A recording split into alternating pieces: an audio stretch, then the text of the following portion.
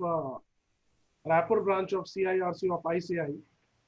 मैं CA Ravi Gwalani, secretary Raipur branch of ICAI, आप सभी मेंबर्स का तहे दिल से स्वागत एवं अभिनंदन करता हूँ। बहुत ही शॉर्ट स्पैन के समय में आज की ये मीटिंग ऑर्गेनाइज की गई है, जिसका मेन मकसद जो है वो आप सब जान ही रहे हैं कि कोविड हमारे शहर में बहुत स्पीड से फैल चुका है। पर डे 1000 पेशेंट्स आ रहे हैं। ये वो आंकड़ा है जो ऑन रिकॉर्ड है। ऑफ रिकॉर्ड आंकड़े की तो हमें जानकारी ही नहीं है, क्योंकि ऐसा भी सुनने को मिल रहा है कि बहुत सारे लोग हैं जो टेस्ट करवा ही नहीं पा रहे हैं, कई लोग करा ही नहीं रहे हैं, लेकिन सिम्टम्स जो है उनको मिल रहे हैं।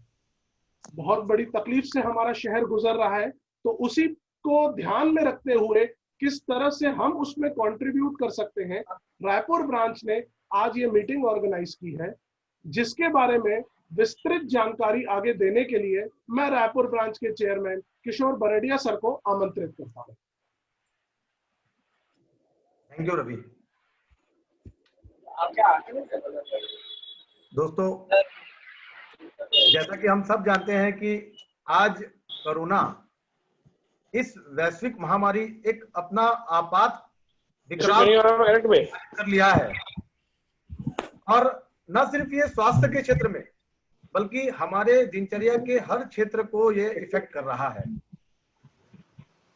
फ्रेंड्स, ऐसे समय में हॉस्पिटल में जगह नहीं है, प्राइवेट होटल्स में जगह नहीं है, डॉक्टर्स मरीज को छूने से इनकार कर रहे हैं, डे बाय डे मौत का रेशियो बढ़ते जा रहा है। और मैं बताना चाहूंगा कि रायपुर एक ऐसा जोन बन गया है जहां पर 51% एक्टिव मरीजों की संख्या है। समझ सकते हैं कि किस तरीके से हमारा रायपुर शहर इस आपातकाल में इस बीमारी को सहन नहीं कर पा रहा है। फ्रेंड्स, कुछ दिनों से मन बहुत दिनों से व्यथित था, दिल की बात करने की इच्छा थी। कुछ मेंबर्स हमें बोलते थे कि इंस्टीट्यूट अपने लेवल में क्या कर रही है, मेंबर्स के लिए क्या कर रही है। हमने कई होटल्स में बात करी, कई हॉस्पिटल में हम लोग कंटिन्यूअस टच में हैं। कई मेंबर्स हमको फोन करते हैं कि हमारा यहाँ पे एडमिशन नहीं हो रहा है। बहुत कोशिश के बाद में कहीं ना कहीं एडमिशन दिलाने का काम चालू है। इसके बावजूद अब ऐसा लगने लगा है कि प्राइवेट वार्डों में जगह नहीं है, प्राइवेट हॉस्पिटल्स में भी जगह नहीं है। अरे पारोल, एक बार ऐसा लगता है कि अगर हमें भी कभी कुछ हो जाए तो हमको भी जगह मिले या ना मिले। तो ऐसे समय में एक बहुत ज्यादा आवश्यकता है एक टीम गठित करने की। हम ICAI लेवल में, कल हमारी अमित भाई से बात हो रही थी, रानी जी ने सजेस्ट किया कि कोविड हेल्प टीम का गठन होना चाहिए। हम मेंबर्स के लिए वैसे भी बहुत काम करते हैं, हम अपने समाज के लिए भी काम करें, सारे रायपुर शहर में CA इंस्टीट्यूट का नाम चले, एक ऐसा संदेश जाए कि हम न सिर्फ हमारे क्लाइंट के लिए बल्कि समाज के लिए भी करते हैं।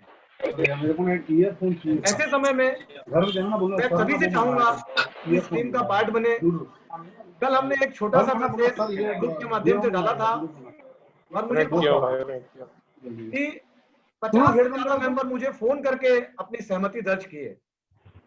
अलग अलग जगहों से मुझे कॉल आया, रायपुर से ग्रुप से बात हुई कि हम भी इस टीम का हिस्सा बनना चाहते हैं। वे भी अपने अपने एरिया में अपनी अपनी टीम गठित कर रहे हैं। तो दोस्तों, इस बारे में बहुत विस्तृत में जानकारी आज हमारे बीच में CA अमित चिमनानी जी हैं, जो इस कोविड हेल्प टीम के कोऑर्डिनेटर भी हैं। मैं उनके अनुरोध करूंगा कि वे पूरे मेंबर्स को सारे इस कोविड के प्रोटेक्शन से, कंट्रोल से रिलेटेड सारे इश्यूज पे वो डिस्कस करें, और मैं अपनी बात पे यहीं विराम देता हूं। Thank you. बहुत बहुत धन्यवाद रायपुर ब्रांच चेयरमैन CA किशोर बरडिया सर। और निश्चित ही अभी का जो वक्त है वो सेल्फ हेल्प का वक्त आ गया है। हमें आपस में ही एक दूसरे की मदद करनी पड़ेगी, क्योंकि आज जितने सरकारी तंत्र हैं, जो प्राइवेट तंत्र हैं, वो अपने लेवल पर काम कर रहे हैं। बेड्स की कमी हर जगह आ गई है, हर जगह तकलीफें आ गई है। हमारे बीच में CA अमित चिमनानी जी हैं, जो इस बारे में पूरी जानकारी देंगे। मेरा उनसे अनुरोध है कि आप अपनी बात शुरू करें। उसके पहले मैं सभी मेंबर से कहना चाहूंगा कि जब स्पीकर बोलेंगे आप कोशिश करिएगा अपने आप को म्यूट रखिएगा, और जिसको भी बोलना है, बात करनी है, वो बाद में हैंड रेस करेंगे। और जैसे ही उनका उद्बोधन खत्म हो जाएगा, उसके बाद हम इस फोरम को ओपन करेंगे, सबके सजेशंस लेंगे। आप में से जितने भी मेंबर्स कुछ अपना आउटपुट देना चाहते हैं, इनपुट देना चाहते हैं कि इस तरह से चीजें की जाए, तो रायपुर ब्रांच आप सबके विचारों को कंपाइल करेगी। लिखने के बाद किस तरह से उसमें एक्टिविटी में आगे बढ़ना है विचार करेगी। मैं आमंत्रित करूंगा सीए अमित चिमनानी जी को आपके उद्बोधन के लिए। बहुत बहुत शुक्रिया आदरणीय सचिव Raipur branch of CRCF of ICI, respected chairman Kishore Bardia ji, past chairman Shri Rajesh B Doshi ji and other professional colleagues, chartered accountants के साथ कुछ और समाज सेवी भी यहाँ जुड़े हुए हैं, कुछ और व्यापारी वर्ग से लोग जुड़े हैं। मैं सभी को बहुत बहुत प्रणाम करता हूँ और ये आशा करता हूँ कि आज ये सेशन जो लोग सुन रहे हैं, कम से कम वो लोग कभी भी कोरोना से संक्रमित नहीं होंगे, क्योंकि हम सबकी एक बहुत बड़ी जिम्मेदारी है खुद को कोरोना से बचाने की। दुर्भाग्य से हम वो चीजें डिस्कस करेंगे कि व्हाट आफ्टर कोरोना, बट कोशिश ये होनी चाहिए कि इस प्रोसेस में हमको जाना ही ना पड़े। सभी लोग अपनी तरफ से कोशिश कर भी रहे हैं और इस सेशन के बाद हम और अपनी कोशिश में इजाफा करेंगे। मेरा निवेदन है, अगर जो कोऑर्डिनेट कर रहे हैं सारे लोगों को अगर म्यूट कर देंगे, थोड़ा सा इंटरप्शन आ रहा है मुझे।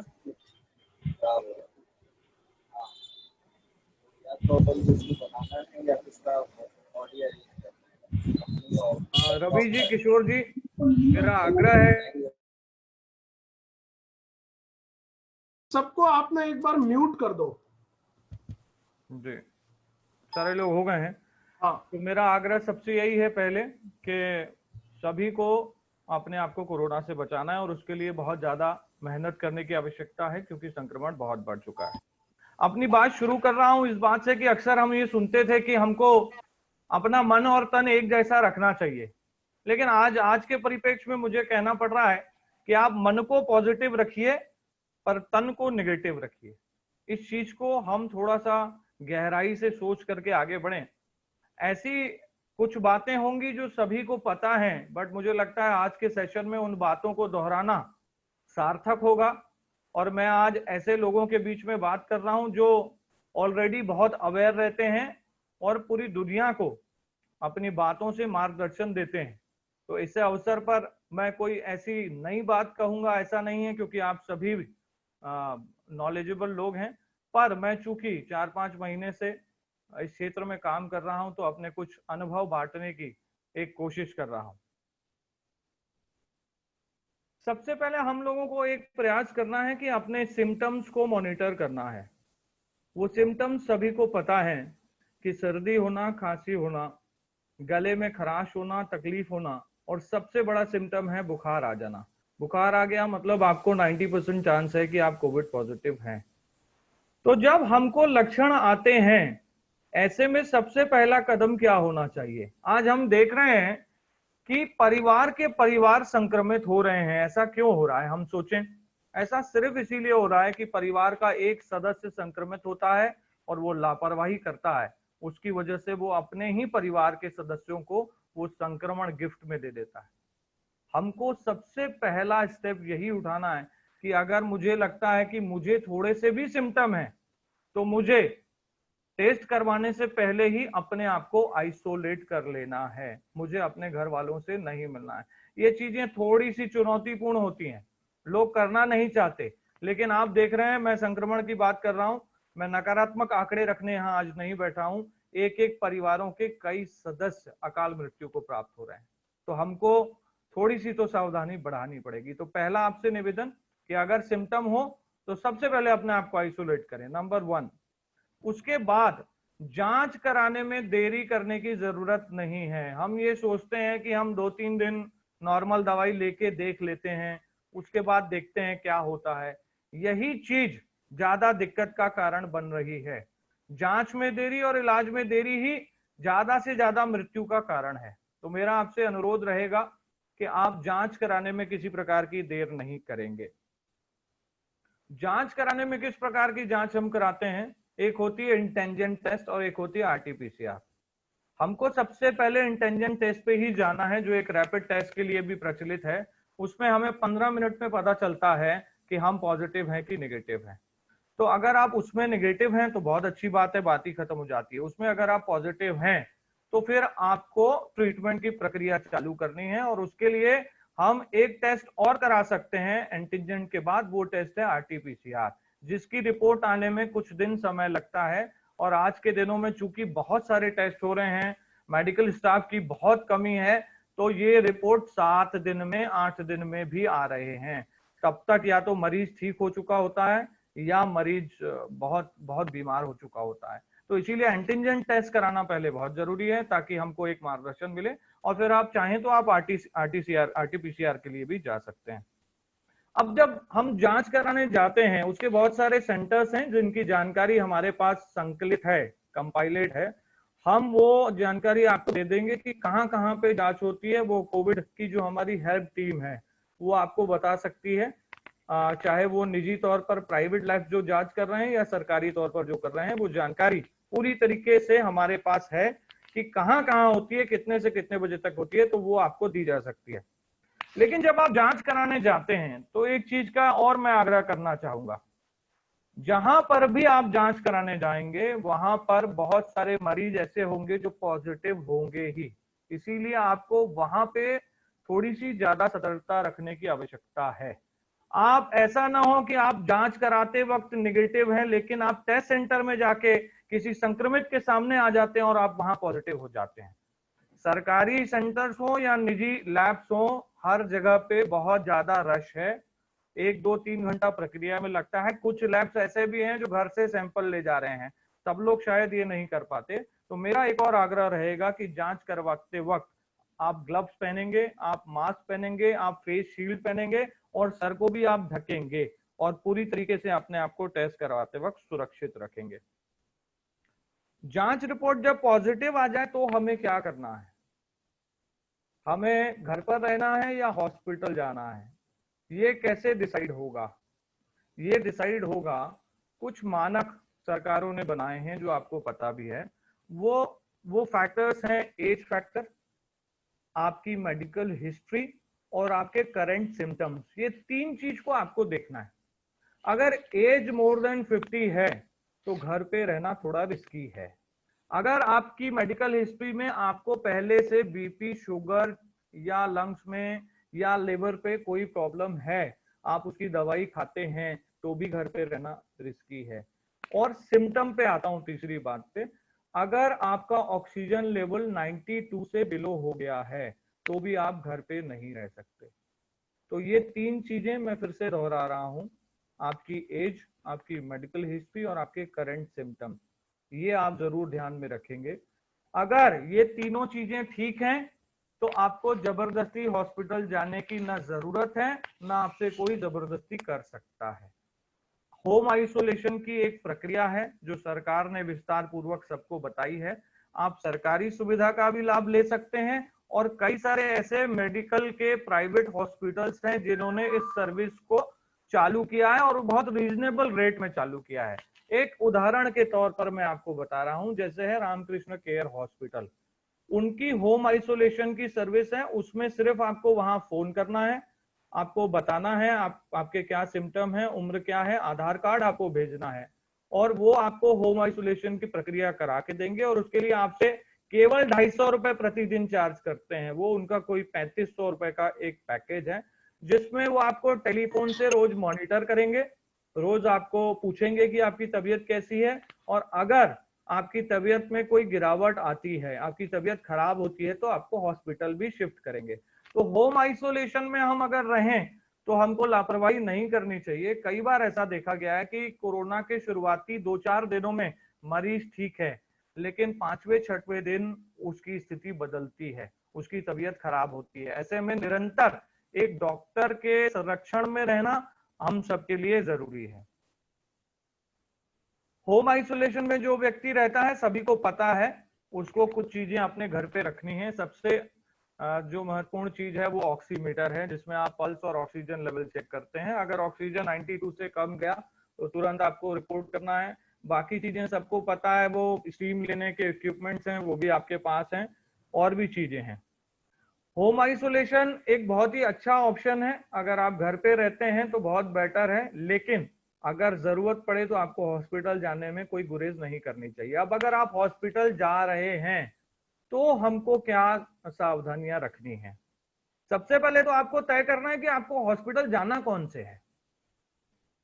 अब ये आप कैसे तय करेंगे? आप तो अब ये सोचेंगे कि कोई भी हॉस्पिटल चले जाते हैं, यहाँ तो बेड ही नहीं मिल रहे हैं, तो यहाँ तो हमारे लिए ऑप्शन नहीं है। लेकिन फिर भी यहाँ पढ़े लिखे लोग हैं, तो मैं ये आपको बताना चाहता हूँ, हमको सोच के जाना है हॉस्पिटल, और थोड़ा सा हमको चूजी भी होना पड़ सकता है। क्यों होना पड़ सकता है? अब मैं आपको बता रहा हूँ। अगर ऑक्सीजन लेवल आपका 80 से नीचे चला गया है, कई मरीजों का चला जाता है, तो ये मान के चलें कि नियर फ्यूचर में आपको ऑक्सीजन के साथ साथ वेंटिलेटर की भी आवश्यकता पड़ सकती है। इस चीज को हम नकारात्मकता में नहीं लेंगे, इस चीज को हम अपनी तैयारियों के परिप्रेक्ष्य में लेंगे। किसी का ऑक्सीजन लेवल कम हो जाता है तो वेंटिलेटर की भी आवश्यकता पड़ती है। अब आप जल्दबाजी में एक ऐसे अस्पताल में भर्ती हो गए जहां वेंटिलेटर है ही नहीं, जहां सिर्फ ऑक्सीजन है, और जब ऑक्सीजन से आपका ऑक्सीजन लेवल नहीं बढ़ रहा है, हॉस्पिटल आपको कहता है कि आप दूसरे हॉस्पिटल में शिफ्ट हो जाइए, तब आप बहुत पैनिक सिचुएशन में आ जाएंगे, तब आप शिफ्ट नहीं कर पाएंगे और ना ही आपको खड़े में वेंटिलेटर मिलेगा। तो हमको हमारे सिम्टम को देखते हुए ऐसे अस्पताल में जाना चाहिए जहां अगर हमारी थोड़ी तबीयत बिगड़ती है अभी की पोजीशन से, तो आपको संभालने की शक्ति उस अस्पताल की हो। अब मैं दूसरी चीज कह रहा हूं, कई मरीज ऐसी कंप्लेन कर रहे हैं कि हमारी देखरेख नहीं हो रही है। सारे अस्पतालों से फोन आता है। अब ये देखरेख नहीं हो रही है, ये सच्चाई तो है, लेकिन इस सच्चाई को हमको एक्सेप्ट भी करना पड़ेगा। आज हॉस्पिटल के 40 से 50% स्टाफ कोरोना से संक्रमित हैं, उनके फैमिली मेंबर संक्रमित हैं। जितनी पेशेंट की संख्या है उसके अनुपात में डॉक्टर्स और मेडिकल टीम बहुत कम है। इसीलिए ये होता है कि मरीज भर्ती तो कर लिया जाता है, लेकिन डॉक्टर जाके उस मरीज से बात करेगा, उससे हालचाल जानेगा और फिर उससे बात करके उसको बताएगा उसकी स्थिति क्या है, ये किसी भी हॉस्पिटल में नहीं होगा। तो इसीलिए हमारी अपेक्षाएं यहाँ तक होनी चाहिए कि हम जब एडमिट हो रहे हैं तो हमारा इलाज हो रहा है, इतना ही। कोई डॉक्टर आपसे पूछने नहीं आएगा, चाहे वो कोई भी हॉस्पिटल हो। तो अपनी अपेक्षा हम यहाँ तक सीमित इसीलिए रखें क्योंकि लोग जिद करने लगे हैं कि यहाँ मेरी देखरेख नहीं हो रही है, यहाँ मुझसे पूछा नहीं जा रहा है, मुझे दूसरे हॉस्पिटल में शिफ्ट होना है। तो कई बार ऐसा होता है कि आप इस अपेक्षा की वजह से हॉस्पिटल शिफ्ट कर देते हैं, जो जरूरी नहीं होता है, और आपकी हालत भी इससे खराब हो सकती है। एक बहुत महत्वपूर्ण चीज आपसे साझा कर रहा हूं, अगर आप हॉस्पिटल के जनरल वार्ड में एडमिट हैं तो वहां पे बहुत सारे कोरोना के और भी मरीज होते हैं जिनका सिम्टम आपसे अलग हो सकता है, वो आपसे क्रॉनिक पेशेंट होते हैं, तो भी आपका मनोबल गिरता है कि मैं कैसे लोगों के बीच आ गया हूं। और जब आप एक निजी कमरे में रहते हैं तो आपको बिल्कुल जेल का अनुभव होने वाला है। आपको ऐसा लगेगा कि मैं जेल में हूं। वहां पे आप पड़े रहेंगे और दिन में 2 बार सिर्फ आपको देखने आया जाएगा। आप अकेले रहेंगे, न रिश्तेदारों से मिलने की आजादी है, न मेडिकल टीम ज्यादा आती है। तो ऐसी स्थिति में हम सबको अपने मनोबल को बहुत स्ट्रांग रखना है, और हॉस्पिटल अगर कोई जा रहा है तो अपनी मानसिक स्थिति को बहुत मजबूत करके जाए कि हाँ ये चीजें मुझे वहां फेस आएंगी, मुझे इन चीजों से परवाह नहीं पड़नी चाहिए। आपको जानकर के हैरानी होगी, नाम लेना किसी का उचित नहीं है, बड़े बड़े डॉक्टर्स जो सर्जरी करते हैं वो इस चीज का शिकार हो रहे हैं। वो 12 दिन हॉस्पिटल में रह के मेंटली सिक हो रहे हैं और उनको ये लग रहा है कि बस अब हम नहीं बचने वाले हैं। वो एक बंद कमरा, वो एक ऐसा माहौल, वो निगेटिविटी, वो डर, रिश्तेदारों से न मिलना आपके मनोबल को कम करेगा। इसीलिए आपको अपने मनोबल को बहुत हाई रखना है, ऐसा मेरा आग्रह है आपसे। अब हॉस्पिटल चूज करने की बात तो हो गई, लेकिन हॉस्पिटल में बेड मिलेगा कि नहीं मिलेगा ये कैसे पता पड़ेगा? यहाँ तो जैसा रवि जी ने कहा और सबको पता है कि बहुत कम है मरीजों के लिए बेड। तो इसके लिए सरकार ने एक व्यवस्था की है, एक ऑनलाइन पोर्टल बनाया है। उस ऑनलाइन पोर्टल में आप बेड्स की अवेलेबिलिटी को चेक करते हैं, लेकिन दिक्कत ये आएगी कि जब तक हम वहां फोन करते हैं और जब तक वहां से अपडेट होता है वहां की स्थिति बदल जाती है। तो इसीलिए हमारे पास एक लिस्ट है, आईसीआई की तरफ से आप सभी को प्रोवाइड कराई जाएगी, जिसमें सारे निजी अस्पतालों के कांटेक्ट नंबर हैं, कौन लोग वहां एडमिशन का काम देखते हैं, ये हम लोग बात कर चुके हैं उनसे। कई बार ऐसा होता है यहाँ जब समय बहुत महत्वपूर्ण होता है, हमको बहुत जल्दबाजी होती है हॉस्पिटलाइज कराने की, तब हम हॉस्पिटल फोन करते हैं तो कोई फोन उठाता नहीं है, या हॉस्पिटल जाते हैं तो कोई ऐसा अधिकृत व्यक्ति मिलता नहीं है जो एडमिट कर दे। तो हमने ऐसी कोई सूची बनाई है जो अधिकृत लोगों के नंबर हैं उसमें, और हम उनसे ऑलरेडी बात करके रखे हुए हैं कि भाई आप इमरजेंसी में हमारे पेशेंट को एडमिट करेंगे, तो वो लोगों का भी सहयोग है। ऐसे नंबर्स भी हम सब आपको प्रोवाइड करवाएंगे और अधिकृत रूप से आपको हेल्प मिलेगी, आप सही व्यक्ति से बात करेंगे, और हमारी खुद की टीम भी आपको इस काम में हेल्प करेगी, बताएगी कि कहाँ पे बेड खाली है, कहाँ पे आप जाके भर्ती हो सकते हैं और वहाँ की क्या फैसिलिटीज हैं। तो ये काम हम लोग कर रहे हैं, आगे भी आपकी मदद को। ये बहुत चुनौतीपूर्ण काम है, लेकिन हम देख रहे हैं कि अगर हम इसको प्रोफेशनल तरीके से कर रहे हैं और डॉक्टर्स के टच में रह के कर रहे हैं, तो मरीजों को भर्ती कराने में हमको सफलता भी मिल रही है।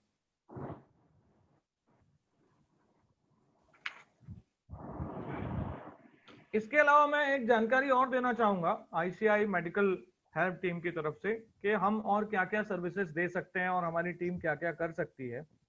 सबसे पहले तो जैसा मैंने कहा कि हॉस्पिटल्स पे बेड्स खाली हैं कि नहीं इसकी जानकारी। अब बेड और ऑक्सीजन बेड में अंतर है, तो ऐसे बहुत सारे आइसोलेशन सेंटर्स हैं, होटल्स हैं जहां पे असिम्प्टोमेटिक मरीज को रखा जाता है, जहां पर आपको बहुत ज्यादा तकलीफ नहीं है, आप केवल दवाओं से ठीक हो सकते हैं, तो आपको वहां जाना ठीक रहेगा। वहां का वातावरण हॉस्पिटल से थोड़ा अच्छा है। फिर ऑक्सीजन बेड की कहाँ उपलब्धता है, वेंटिलेटर की कहाँ उपलब्धता है, ये भी हम आपको अपनी टीम से कांटेक्ट करके बता सकते हैं। कई बार हमको टाइम पे एम्बुलेंस नहीं मिलता, तो हमारी एक टीम काम करेगी कि आपको एम्बुलेंस जल्दी से जल्दी मिल जाए, और सारे एम्बुलेंस वालों के नंबर हमने कंपाइल करके रखे हैं, तो वो भी आपकी मदद हो सकती है। अब कोरोना की जांच आपको घर पे करानी है अगर, तो कौन कौन लोग कोरोना की जांच घर पे कर सकते हैं, ये भी हम आपको नंबर प्रोवाइड करेंगे, और कहाँ कहाँ हो रही है इसकी भी पूरी जानकारी हम आपको दे देंगे। कुछ डॉक्टर्स की टीम पैनल में रखी जानी चाहिए, हमारे पास एक पैनल भी है। कई बार ऐसा होता है कि मरीज जब तक हॉस्पिटल में भर्ती हो तब तक उसे कोई दवाई देने की जरूरत होती है, तो हम डॉक्टर्स की टीम से बात करके उन दवाओं को दे सकते हैं। चाहूंगा एक बार अनम्यूट ऑल म्यूट ऑल कर दें एक बार प्लीज। करण एक बार म्यूट अनम्यूट करो तो। टीम बना दिया, सब घोषणा कर दिया। अजय मोटवानी आपका म्यूट करें प्लीज। चैम्बर ऑफ कॉमर्स जैसे एक आईसीए का वो है, सीए वालों का, तो वो सब सीए लोग आए, बड़े सीए लोग। इसके अलावा कई बार ऐसा भी वक्त आता है, नाजुक वक्त आता है, जब मरीज को एयरलिफ्ट करने की आवश्यकता पड़ सकती है। ये रेयर केसेस में होता है, लेकिन तैयारी तो हमको पूरी रखनी चाहिए। तो ऐसे लोगों से हमारा संपर्क है जो एयर एम्बुलेंस के थ्रू आपको एयरलिफ्ट आपके मरीज को एयरलिफ्ट कर सकते हैं। भगवान ना करे ये जरूरत किसी को पड़े, तो इसकी भी तैयारी हमारी है। और कोरोना के जो मरीज हैं उनके लिए प्लाज्मा की बहुत ज्यादा रिक्वायरमेंट आ रही है, प्लाज्मा डोनेशन की। हालांकि WHO IMA ने कुछ क्वेश्चन मार्क भी लगाए हैं, लेकिन डॉक्टर प्रेफर कर रहे हैं। तो प्लाज्मा डोनेशन आपको कैसे मिल सकता है या आपके रिश्तेदार को कैसे मिल सकता है, इसकी भी पूरी व्यवस्था हमारी टीम करेगी, और जैसे ही आप बताएंगे कि इस मरीज को जरूरत है तो पूरी टीम लग जाएगी इस काम में। अब मैं एक जानकारी और देना चाहता हूं, सबको पता रहे कि अगर आप प्राइवेट हॉस्पिटल में जाते हैं तो खर्चा आपका कितना बैठेगा, इसके लिए भी मेंटली आप लोग प्रिपेयर रहें। ये हॉस्पिटल टू हॉस्पिटल थोड़ा वेरी भी कर सकता है, लेकिन आपको जानकारी रहे। अगर नॉर्मल वार्ड में कोई भर्ती होता है तो उसका खर्चा लगभग 1.5 लाख रुपए आएगा कोविड के लिए। आईसीयू में अगर कोई रहता है तो 2 से 2.5 लाख आएगा। प्राइवेट रूम अगर आप कहीं लेते हैं और आपको मिल जाता है तो आपका खर्चा है 25 से 30 हजार रुपए प्रतिदिन, यानी कि 3 लाख से अबव ये खर्चा आता है। अब कई लोगों को ये चिंता होगी कि अगर कुछ लोगों के घर में कुछ महिलाएं अगर गर्भवती हैं तो क्या होगा, अगर कोई प्रेग्नेंट है तो कैसे होगा, अगर प्रेग्नेंट महिला पॉजिटिव हो गई तो क्या होगा। तो गर्भवती महिलाओं के लिए एक सरकार ने निर्देश दिया है कि कोई भी निजी अस्पताल ऐसी गर्भवती महिलाएं जो पॉजिटिव हैं उनकी डिलीवरी नहीं करवाएगा। अभी तक का यही नियम है, कल बदल जाएगा तो पता नहीं। तो उनकी डिलीवरी होगी कहां पर, उनकी डिलीवरी होगी एम्स हॉस्पिटल में। एम्स हॉस्पिटल ने एक अलग से वार्ड बनाया हुआ है जहाँ पे केवल प्रेग्नेंट लेडीज को रखा जाता है और बहुत ही सफलतापूर्वक ये काम हो रहा है। इसमें डरने और घबराने की बात नहीं है। ऐसे कई डिलीवरीज हम करवा चुके हैं जिसमें माँ पॉजिटिव रही है लेकिन जो बेबी आया वो निगेटिव रहा है और वो लोग खुशी खुशी वहां से फिर अपने घर भी लौटे हैं। तो ये एक पॉजिटिव बात है। तो जो भी लोग जान पहचान के हैं और वहाँ प्रेग्नेंट लेडीज हैं तो ये थोड़ा सा ध्यान रखेंगे कि उनकी डिलीवरी के समय उनकी जांच जरूर होगी और अगर वो पॉजिटिव हैं तो उनका उस डॉक्टर से इलाज नहीं होगा जहां वो दिखाते रहे हैं, वो एम्स जाएंगे। एक सवाल और आता है कि बच्चे इसमें कितनी रिकवरी कर रहे हैं। जो हमारा अनुभव कहता है बच्चों की रिकवरी बहुत अच्छी है। कई बच्चे टाइप ए डायबिटिक भी होते हैं, शुगर के मरीज होते हैं, कोई और बीमारियां भी होती हैं, तो वो बच्चे भी रिकवर कर रहे हैं। तो इसमें हमें प्रिकॉशन लेने की बात है और इलाज कराने की बात है, घबराने की कोई भी जरूरत नहीं है। मैंने कोशिश की है कि कम समय में लगभग चीजों को मैं कवर कर सकूं। आप लोगों का कोई स्पेसिफिक सवाल होगा तो उसका मैं जवाब देने का प्रयास करूंगा। और आज अपनी वाणी को विराम देने से पहले मैं फिर से ईश्वर से प्रार्थना करता हूं कि जितने लोग यहाँ आज इस सेशन को अटेंड कर रहे हैं वो उनके परिवार के सारे सदस्य स्वस्थ रहें और कोरोना किसी को छू भी ना पाए। इन्हीं शुभकामनाओं के साथ आपने मुझे धैर्यपूर्वक सुना, उसके लिए बहुत बहुत धन्यवाद। बहुत बहुत धन्यवाद अमित चिमनानी जी।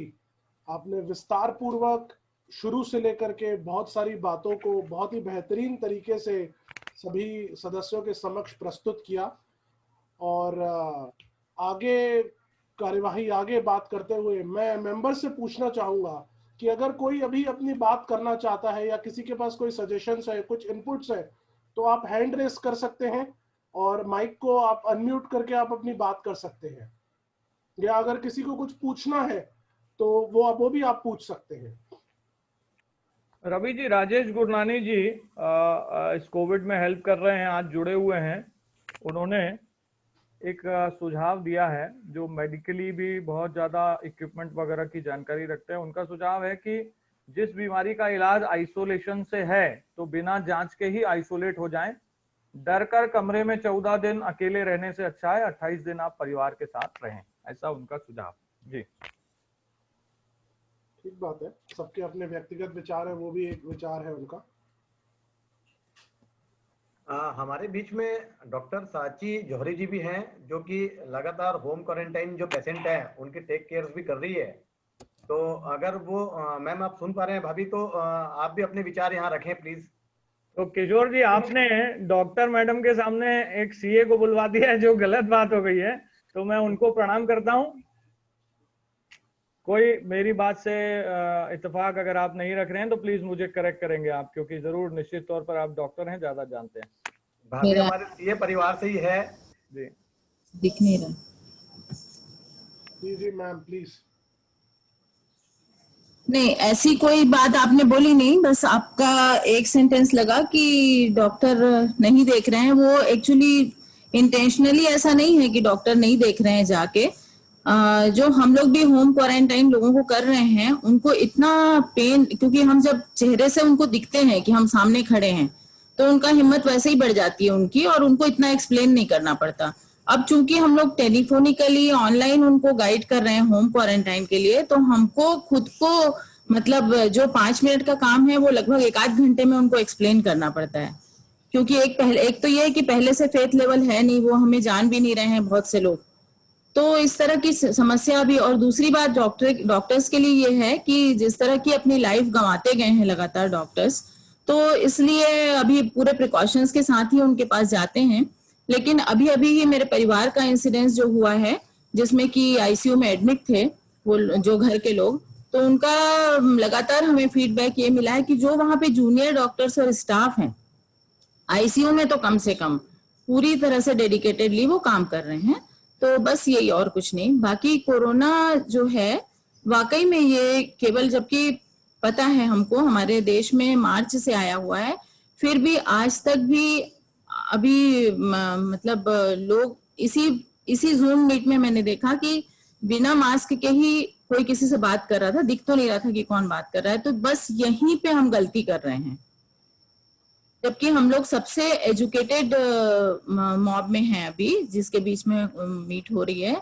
तो हमें अपने शरीर के अपने अपने ये भी सोचना है कि हमारे साथ साथ पूरे बहुत से लोग इसमें इन्फेक्ट होते जा रहे हैं। तो मेन इसका प्रिकॉशन ही आया जब तक वैक्सीन या प्रॉपर एंटी कोरोना एंटीवायरल नहीं आ जाता। क्योंकि अभी भी जो ये हम लोग जितने भी केसेस में डॉक्टर्स को सफलता मिल रही है, वो मुंबई में और फॉरेन में भी जितने लोगों ने किया है अभी तक के स्टडीज, उनके हिसाब से उन लोगों ने कुछ एंटीवायरल, क्योंकि अभी प्रॉपर कोरोना का एंटीवायरल मेडिसिन आया नहीं है, जो एंटीवायरल मेडिसिन पहले से थे उनको ही रीपर्पजिंग के रूप में यूज किया जा रहा है। और रीपर्पजिंग करके उनमें से बहुत सारे ट्रायल एंड एरर में बहुत सारे प्रूव हो गए हैं, जैसे रेमडेसिविर है, या जब एडमिट रहते हैं तो रेमडेसिविर देते हैं, और जब घर में रहते हैं तो वो फेबीफ्लू वगैरह जो दिया जा रहा है ओरल। अभी पेशेंट्स लोगों को बहुत भ्रांतियां हैं, और अपने को वो भ्रांतियां तो धीरे धीरे हम लोग तो बहुत दूर कर रहे हैं।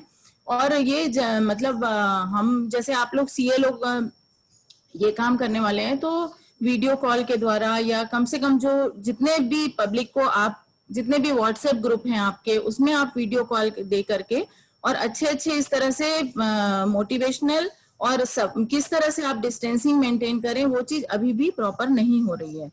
तो ये एक फील हो रहा है। और वो जबकि अभी इसका शुरू से ये तो स्टडी हो ही चुकी है कि अभी ये है कि मैक्रो ड्रॉपलेट से शायद इतना नहीं हो रहा है, जो अपन सामान मंगाते थे उससे उतना नहीं हो रहा है। अभी जो लेटेस्ट स्टडी है उसमें केवल 9 फीट की डिस्टेंसिंग बहुत जरूरी है, और माइक्रो ड्रॉपलेट जो कि किसी के आवाज से या बात करने से, खांसने छींकने से ही आ रहे हैं, तो उन्हीं के द्वारा हो रहा है। और इसमें कम से कम 9 फीट का डिस्टेंस रखना जरूरी है। तो आप जब भी किसी मीटिंग को करेंगे तो आप ये चीज मेंटेन नहीं कर सकते हैं। तो बेस्ट है जो हमारे यहाँ अभी जिस तरह के नोडल ऑफिसर्स छत्तीसगढ़ के ये सोच रहे हैं कि 10 अक्टूबर तक के सर्ज जाएगा, पीक जो सर्ज जाएगा हमारे छत्तीसगढ़ में, वो 10 अक्टूबर तक है। उसके बाद डिक्लाइन होने की उम्मीद कर रहे हैं, क्योंकि तब तक बहुत लोगों के शरीरों में वायरस चले जाया रहेगा, और उनके सांस के द्वारा वातावरण में जो उनके अंदर जो एंटीबॉडीज बन गए हैं, और वातावरण में जितने वायरस फैले हुए हैं वो धीरे धीरे वीक होते जाएंगे। तो पब्लिक को एक हर्ड इम्यूनिटी अपने आप प्राप्त हो जाएगी, जिसको कोहर्ट इम्यूनिटी कहते हैं, जो कि पब्लिक के द्वारा पब्लिक के लोगों को ही मिलती है। तो ये इम्यूनिटी 10 तारीख के बाद आने की उम्मीद है। तब तक बिल्कुल अपने घर में ही रहना है, ना किसी से मिलना है, ना जुलना है। और बहुत ही अच्छा है, ये हम सबके लिए बहुत अच्छा समय आया है। हमेशा भाग भाग में जिंदगी निकली है, तो बहुत अच्छा समय है कि हम अपने आप को डिस्कवर करें, अपने घर में चैन से रहें, और बिल्कुल भी इस समय में पैनिक करने की बिल्कुल जरूरत नहीं है। जो SpO2 देखने का है, जैसा आपने पैरामीटर बताया, तो जैसे ही आपको बहुत अच्छा बोला है आपने कि वो जैसे ही फर्स्ट सिम्टम आता है, सबसे पहले टेस्ट के भी पहले अपने आप को आइसोलेट कर लें।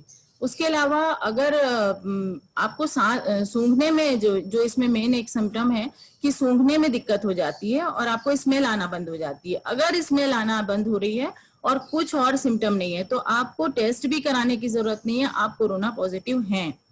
और आप अपने को उसको कोरोना का RT-PCR से भी बहुत बड़ा वो एक पॉजिटिव पॉइंट है कि आप अपने रूम में हो जाए। और बहुत से लोगों को, और ये बहुत अच्छा है, अगर जिन लोगों को भी पहला सिम्टम ये आ रहा है कि उनको स्मेल नहीं आ रही है, उनका सक्सेस रेट बहुत ज्यादा है, वो लोग बहुत अच्छे से इम्प्रूव हो रहे हैं।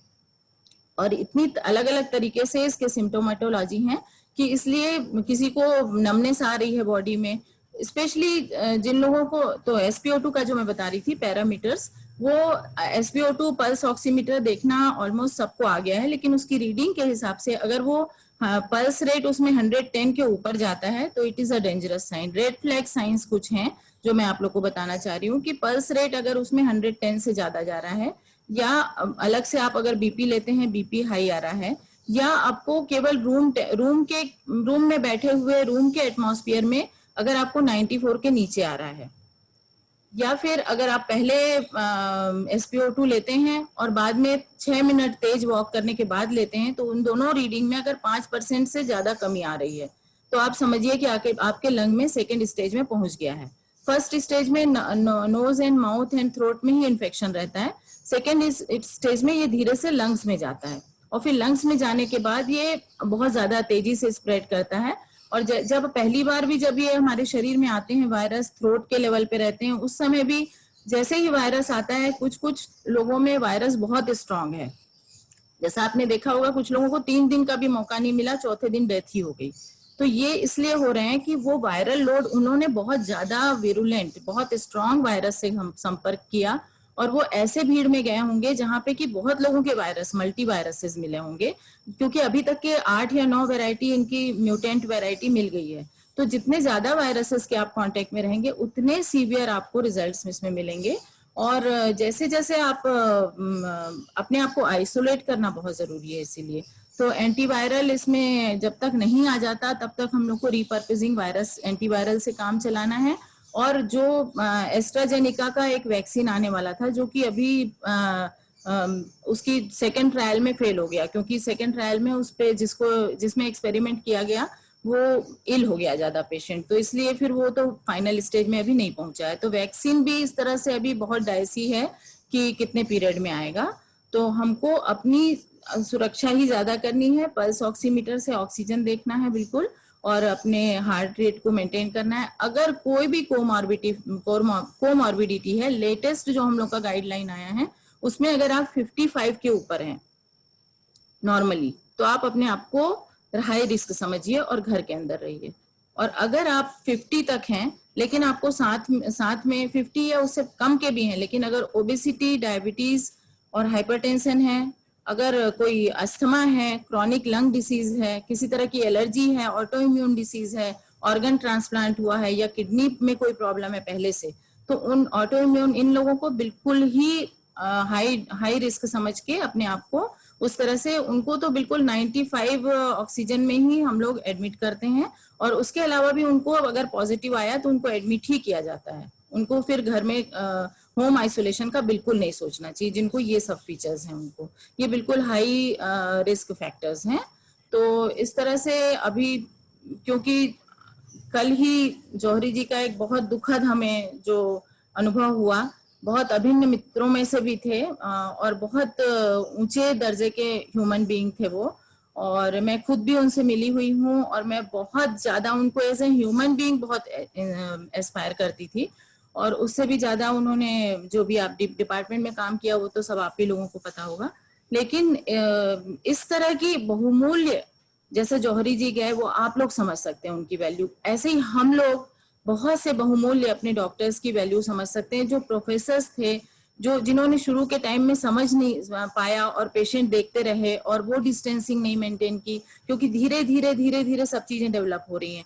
आप लोग ये समझिए कि डॉक्टर्स को ब्लेम करना बहुत आसान है, सबसे आसान है, लेकिन डॉक्टर्स अभी इतनी बहुरूपिया बीमारी, जो देखिए जिसके बारे में पता है पहले से कि हम ये बीमारी है, कैंसर है, पता है कि इसकी पूरी डायग्नोसिस हो गई है, इसमें ये दवा काम करती है, तो उसमें हम लड़ाई कर सकते हैं। लेकिन इसमें अभी भी नित नए अपने आकार प्रकार और नए नए लक्षण और नए नए रूपों में ये पेश आ रहा है, वायरस म्यूटेट भी हो रहा है।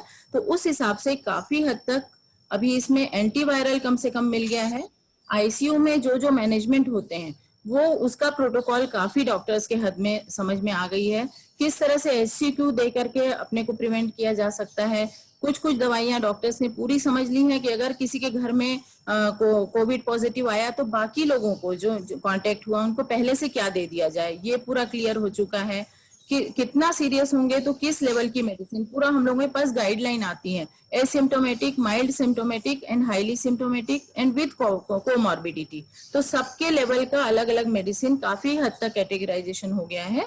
और लेकिन अभी प्लाज्मा थेरेपी अभी भी कुछ लोगों में डायसी रोल है, कुछ लोगों में बहुत अच्छा एक्शन कर रहा है, लेकिन कुछ लोगों में अभी भी ये वर्क नहीं कर रहा है। तो अभी बहुत जिन्होंने भी ये लिखा कि 14 दिन हॉस्पिटल में रहने से 28 दिन, मेरा तो कहना है जब तक आप नहीं देखें कि पूरा सेफ है हमारी सिटी, तब तक आप अपने में रहिए, घर में रहिए। और मैं बहुत तत्पर हूँ, बहुत हार्दिक खुशी महसूस करूंगी। आप सब किसी भी तरह की हेल्प मुझसे मांग सकते हैं, क्योंकि अभी आप लोगों ने जितनी गाइडलाइन बताई और फोन नंबर्स बताए वो सबसे हम लोग भी टच में हैं। और इवन जो अंदर जो गवर्नमेंट के ऑफिशियल्स हैं उनके भी, वो लोग भी बहुत मेहनत से उन्होंने एक ऐप भी बनाया, जहां जहां जो समस्या आ रही है, शुरू में फॉर्म भर के लोग भेज रहे थे तो उनको समझ में नहीं आ रहा था, तो हार्ड कॉपी, फिर उससे भी इन्फेक्शन होने का डर था, जो अप्लाई करना है होम क्वारंटाइन के लिए, क्योंकि गिनती नहीं हो पा रही थी। अगर अपने आप ही लोग सेक्लूडेड हो जाएं, अच्छा गवर्नमेंट को बताना छुपाने की बिल्कुल इसमें जरूरत नहीं है। हो गया क्या? छुपाना बिल्कुल नहीं है कि हमें है, और अब तो ये सोशल टैबू रह ही नहीं गया है कि मुझे है किसी को पता ना लगे। अब कोई इसमें धीरे धीरे टाइम पे इन्फेक्ट, तो मैं अब अपने आप को विराम देती हूँ। मैम एक क्वेश्चन आपसे करूंगा, अगर 1 मिनट का समय लूंगा। जरूर। मैम अगर कोई जैसे बता रहे हैं कि सिचुएशन सबकी ऑड हो गई है, कई जगह हॉस्पिटल्स में बेड भी नहीं मिल रहे हैं, अगर कोई पेशेंट घर में अभी सिचुएशन किसी की सीरियस हो गई है और उसको हॉस्पिटल में बेड नहीं मिल पा रहा है, वो भटक रहा है, तो वो क्या ऐसा इमरजेंसी करे, कुछ इसके बारे में एक थोड़ा सा आप बता दें तो।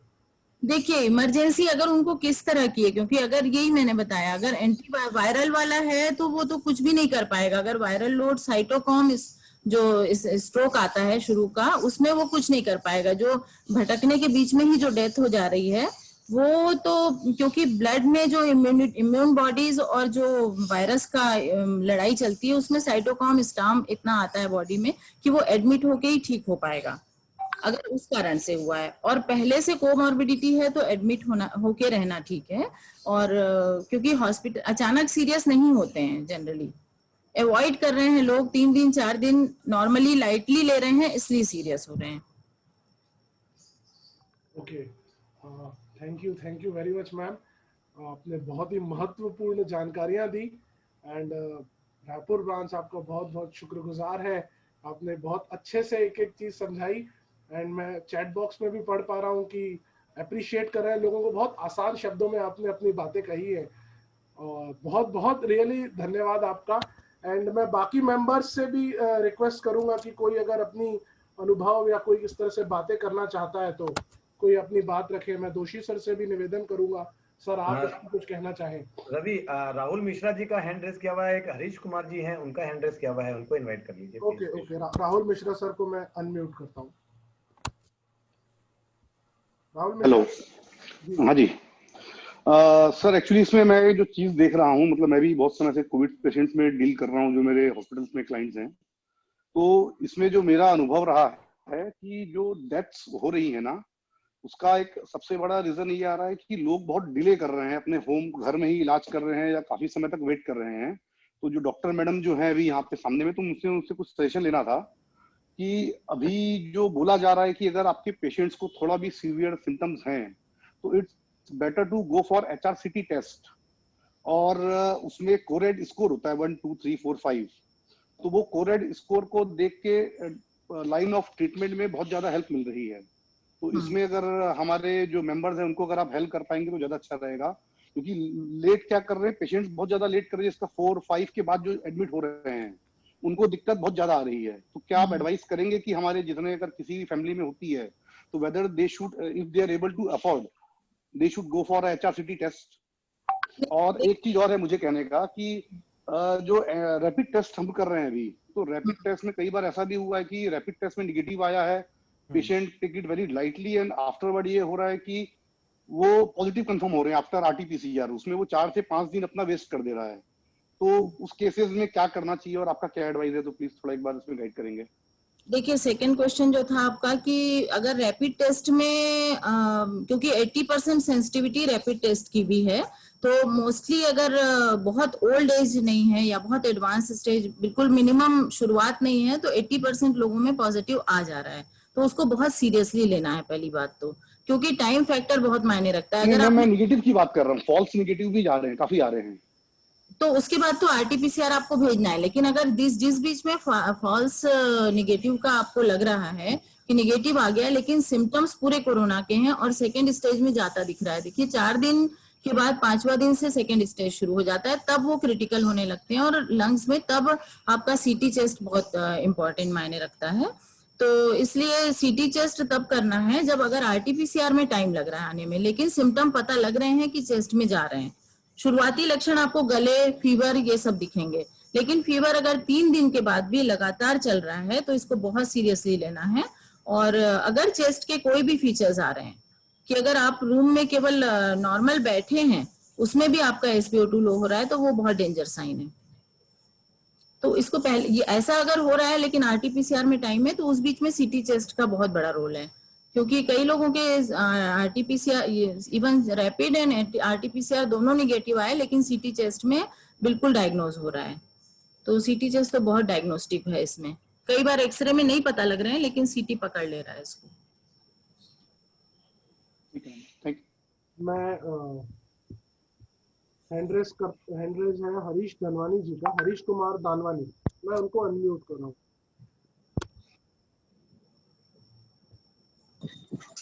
नमस्कार। हेलो, हाँ हरीश, आवाज आ रही है? आवाज आ रही है? आवाज आ रही है? सबसे बड़ी चीज है, जितने भी एनजीओ हैं शहर में सबको जानकारी है और बहुत अच्छा कोऑपरेट करते हैं। आखिरी जब समस्या ये हॉस्पिटलाइज जब होती है, तो जब पेशेंट हॉस्पिटलाइज होता है उसके परिवार को किसी भी प्रकार की कोई जानकारी नहीं देता। मैं स्वयं एक मित्र के मदर एडमिट थी, ये क्या प्रॉब्लम सर, ये न कोई सिस्टर से बात हो पा रही, कांटेक्ट हो पा रही है, न डॉक्टर से कांटेक्ट हो पा रहा है। लाखों रुपए बिल देने के बाद भी 3 दिन तक अगर ये जानकारी नहीं हो पाती है कि उसकी प्रॉब्लम क्या और किस कंडीशन में है, फोन के लिए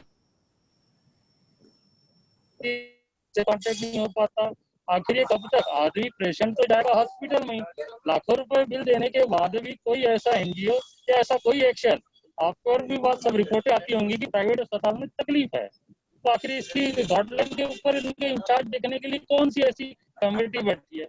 गवर्नमेंट ने सैनिटाइजर के चार्ज।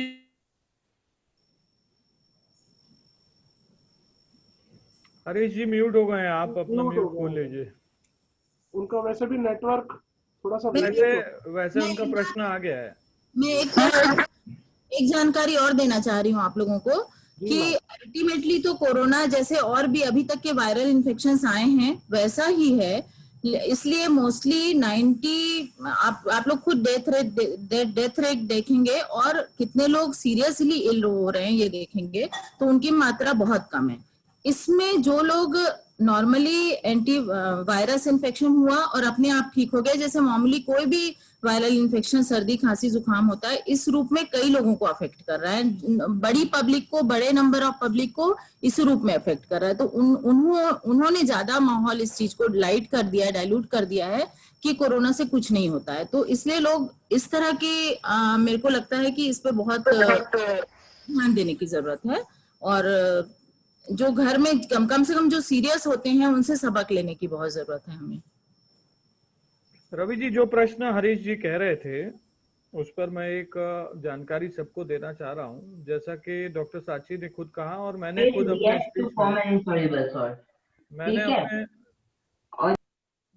करण एक बार म्यूट करिए सबको।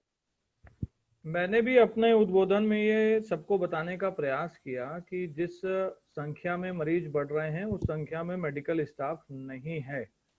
एक हॉस्पिटल के 40 स्टाफ कोरोना पॉजिटिव हैं, कई डॉक्टर्स अपनी जान गंवा चुके हैं, कई लोग अभी हॉस्पिटल में एडमिट हैं।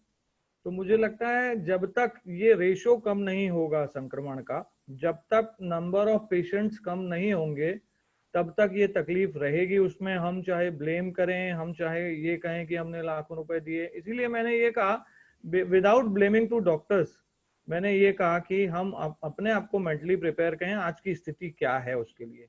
तो मुझे लगता है स्थिति के लिए डॉक्टर्स कम दोषी हैं, संक्रमण का बढ़ता हुआ आंकड़ा ज्यादा दोषी है और ये आंकड़ा 1 महीने में अभी 90,000 और बढ़ेगा प्रदेश में, ऐसे अनुमान है। तो आज के हालात देख लीजिए, 90,000 मरीज जब बढ़ जाएंगे तो क्या हालात होंगे, इसको भी सभी लोग देख लें और उस हिसाब से अपनी तैयारी को रखें। एक सीए सोनू जी का प्रश्न चैट बॉक्स में मैं देख रहा हूं मेरे लिए। उन्होंने कहा है कि सरकार डेथ रेट कम करने के लिए क्या कर सकती है और क्या कर रही है। तो सरकारों ने तो बहुत सारे एडवाइजरी दे दिए हैं, जब जब आपको तकलीफ हो तो आप जल्दी से इलाज कराइए, जल्दी से टेस्ट कराइए। लेकिन हम ये देख रहे हैं कि जो डॉक्टर साची ने कहा कि मल्टीपल जगहों पे डेथ इन केसेस में हुई है जहां पे आपको एक से ज्यादा व्यक्ति ने संक्रमित कर दिया है और उस संक्रमण, उस कोरोना वायरस का रूप अलग अलग है। मैंने देखा है अभी कि कुछ लोग अभी शादी में गए हैं तो 50 लोग शादी में गए थे तो 40 लोग वहां कोरोना पॉजिटिव हो गए हैं। और चूंकि वहां पे कुछ ज्यादा लोग पॉजिटिव थे, तो संक्रमण एक व्यक्ति 2 व्यक्ति से किसी एक तीसरे में आया है और वो लोग आज वेंटिलेटर पे हैं। तो भीड़ से बचिए, जितना हो सके लोगों के संपर्क से बचिए। और सरकार अपने हिसाब से वेंटिलेटर्स का इस्तेमाल कर रही है, लेकिन फिर भी संक्रमण जितना ज्यादा है, जितनी रिक्वायरमेंट है उतनी व्यवस्था नहीं है। सरकार अपनी तरफ से कोशिश करेगी मुझे लगता है, लेकिन हमारे हाथ में जो है उस पर ज्यादा हमको सोचना चाहिए, मुझे ऐसा लगता है। एक बात कही आमिर जी आपने कि हर व्यवस्था, वो कोई भी हो, वो डॉक्टर्स हो, नर्सेज हो, पूरी उनकी टीम हो, या सरकार हो, या कोई भी तंत्र हो, हर व्यक्ति काम कर रहा है, हर लेवल पे संपर्क कर रहे हैं। इस प्रोग्राम के पहले भी मैं कंटिन्यू 1.5 घंटा, कम से कम 5 पेशेंट्स के मेरे को फोन आए थे कि ये प्रॉब्लम हो गई है, ये करिए। तो सुरक्षा ही करनी पड़ेगी। और 90,000 का जो आंकड़ा आप बोल रहे हैं, अगर ये इस लेवल पर जिस तरह से बढ़ रहा है, तो एक कल्पना करना भी बहुत ही भयावह हो रहा है कि क्या स्थिति पर हमारा प्रदेश पहुंच जाएगा। तो वाकई में हमें केयर करने की जरूरत है, हमें एक्सट्रीम केयर करने की जरूरत है।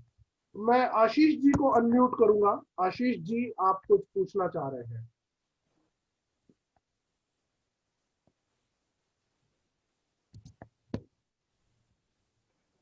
आशीष जी, आवाज आ रही है? आवाज आ रही है? जी जी। हाँ, मैं डॉक्टर मैडम से एक मेरा डाउट है, वो मैं क्लियर करना चाहूँगा कि मैडम मेरे एक फैमिली मेंबर को जो है स्मेलिंग सेंस जो है काफ़ी कम हो गई है, लेकिन कोई और कोई दूसरा कोई और अदर कोई सिम्टम उनको है नहीं। कोई फीवर नहीं है, कोई कफ एंड कोल्ड नहीं है, कोई बॉडी एक नहीं है, थ्रोट में भी जो है क्लियर है, थ्रोट भी एकदम क्लियर है खाली। और टेस्ट भी जो है, जैसे गुड़ और चॉकलेट वगैरह भी खा रहे हैं तो स्वीटनेस जो है प्रॉपर जो है टेस्ट आ रहा है, लेकिन हल्की सी जो है स्मेलिंग सेंस जो है वो आ रही है, जा रही है, आ रही है, जा रही है, बस वही एक सिम्टम आ रहा है। तो एज अ प्रिकॉशनरी जो है हमें क्या करना चाहिए? उनको तुरंत आइसोलेट हो जाना चाहिए, क्योंकि वायरल इन्फेक्शन उनके अंदर है। ये अच्छा। बहुत सिम्टम है, और यही एक ऐसा सिम्टम है जो कि बिल्कुल कोरोना ही है ये बोलने के लिए। आप आराम से 100% आप बोल सकते हैं। अगर किसी को स्मेल का आना बंद हुआ है, जो कि पहले आ रहा था और आज नहीं आ रहा है, इसका मतलब आज नहीं आ रहा है, मतलब कम से कम 2 दिन पहले उसको इन्फेक्शन हो चुका है। नहीं, स्मेल आ रहा है, जैसे मॉर्निंग में नहीं आ रहा था, अभी आ रहा है, फिर इवनिंग में चले जाता है, फिर आता है। बीच में आ रहा है, जा रहा है, जो आप बोल रहे हैं। ये क्यों होता है कि नाक के द्वारा ही जा रहे हैं ये वायरस, और नाक के अंदर जो म्यूकोजा है उसको पूरा डैमेज कर देते हैं। तो इसलिए स्मेल की सेंसेशन अगर उनको इसलिए आ जा रहा है क्योंकि उनकी पूरी म्यूकोजा खत्म नहीं हुई है। जो वायरस है वो कहीं कहीं पे इरोजन कर दिया है, स्क्रैचेस कर दिया है कहीं कहीं, तो इस कारण से उतनी जगह उनको, इसलिए बीच में उनको स्मेल आ रहा है, नहीं आ रहा है, लेकिन उनके अंदर वायरस पहुंच गया है। अब वो कितना करेगा, ये पूरा डिपेंड करेगा कि उनकी इम्यूनिटी कितनी है और वो कितना आगे कितना सीरियस होंगे, कि केवल ये हो के ठीक हो जाएगा या बहुत सीरियस होने वाले हैं। ये 3-4 बहुत सी जो मैंने बताया कोमॉर्बिडिटी वाले फैक्टर भी हो, और वायरस कितना स्ट्रांग था, कितने ज्यादा थे, उन पे डिपेंड करता है। लेकिन वो जरूर से कोरोना पॉजिटिव हैं, चाहे उनका आरटीपीसीआर निगेटिव है, तो भी उन्हें बिल्कुल आइसोलेट हो जाना चाहिए 17 दिन के लिए। बिल्कुल लेटेस्ट गाइडलाइन में 17 दिन एक कमरे में रहना है, जिसमें कि आपको किसी से बात भी नहीं करनी है, कांटेक्ट भी नहीं करना है। घर अपने अंदर, घर के अंदर ही आपको, कमरे के अंदर ही बर्तन रखना है, टॉयलेट अंदर रहना चाहिए, और बाहर से खाना केवल आप प्लेट बाहर रखेंगे, लोग दे दिया करेंगे। और बहुत पौष्टिक, जितना हो सके उनको पौष्टिक खाना खाने और फ्रीक्वेंटली, क्योंकि इसके बाद कई बार लोगों की भूख चली जाती है, स्मेल जाती है, जैसे जैसे वायरस अंदर जाते जाता है उस तरह से लक्षण पैदा करते जाता है। थ्रोट में पहुंचता है तो सर्दी, खांसी, जुकाम ये सब देता है, अंदर जाता है जैसे ही तो डायरिया या भूख लगना पूरा खत्म हो जाता है। लेकिन इस समय इम्यूनिटी बढ़ाने की बहुत जरूरत है, तो इसलिए उनको बहुत अच्छा डाइट लेने की बहुत जरूरत है। अंकुरित अनाज, दालें और बहुत प्रकार के फल, सलाद, ये सब, और बार बार खाना खाना है, चाहे भूख लगे या ना लगे। और जितना हो सके उनको जो ये गार्गल और गर्म पानी और काढ़ा है, काढ़ा तो ये जरूर बोल सकते हैं कि इम्यूनिटी करता होगा, क्योंकि अपने देश की नेचुरल चीजें हैं वो इम्यूनिटी बूस्ट कर रहा है। और उसके अलावा जो गर्म पानी है उसका सबसे ज्यादा रोल, वायरस जब आता है हमारे, जब जिस दिन एंटर किया उसके 2-3 दिन तक के उसका रोल जरूर रहता है। तो इसलिए हमें तो नहीं मालूम कि कब हमारे शरीर में वायरस आ रहा है, इसलिए गर्म पानी पीते रहना चाहिए और गर्म पानी का गरारा करते रहना चाहिए। दिन में 2 बार कम से कम आप बाहर से आए, अगर अभी एक तो अभी आप लोग बाहर जाना बिल्कुल बंद कर दें, लेकिन अगर किसी कारण से जा रहे हैं, वॉक करने भी गए, अगर वॉक करने भी गए तो आ करके तुरंत पानी पीना है, गार्गल करना है। अगर धोखे से कोई निकलता हुआ आसपास दिखा तो आकर के इवन वॉश नहाना भी है। तो मीटिंग से आते हैं तो आपको हेड बाथ लेके पूरा नहाना है। तो इस तरह की कुछ सावधानियां हैं जिनसे और उनको तो बिल्कुल आइसोलेट कर दीजिए आप। और जो कोरोना पॉजिटिव लोगों को देते हैं, कुछ मेडिसिन बिल्कुल फिक्स हो गई है, तो वो सब उनको दिया जाना चाहिए। और बाकी लोग जो घर के, ये कुछ मेडिसिन जो है, इसके पहले तक तो बाकी लोग घर के मिल रहे थे उनसे, ये बाकी लोगों को सप्लीमेंट शुरू कर देना चाहिए अभी, क्योंकि हमारी डाइट इतनी पौष्टिक नहीं होती है कि हमारे शरीर में सब चीज की कमी ना हो। विटामिन सी, जिंक का बहुत बड़ा रोल है। सुबह शाम जिंक दे रहे हैं कोरोना पेशेंट्स को, क्योंकि वो म्यूकोजा को स्ट्रांग रख रहा है, वायरस को वीक कर दे रहा है और पेट के अंदर से जल्दी निकलने के लिए बाधित करता है, वो के लिए प्रेरित करता है उसको। तो इसलिए जिंक देना है, विटामिन लेना है, बहुत ज्यादा स्ट्रेंथ अपनी बना के रखनी है। जी, ये कुछ मेडिसिन जो है जो अभी जो चल रही है, जैसे Doxy 100 mg, ivermectin 12 mg, रेबलेट D40, Limcee 500 and Zincovit 10 mg। ये अभी मेडिसिन जो है ये इन्होंने चालू किया है अभी। जी, सप्लीमेंट तो इससे ज्यादा और भी जोड़ना है उनको, कैल्शियम और D3 भी जोड़ना है। सप्लीमेंट आपने 2 बताए हैं, तो वो विटामिन सी और जिंक चलेगा। जिंक बहुत कम मात्रा में चल रहा है, 10 mg से कुछ नहीं होगा, उनको 50 mg सुबह शाम लेना है जिंक। उसके अलावा विटामिन सी 500 mg सुबह शाम लेना है।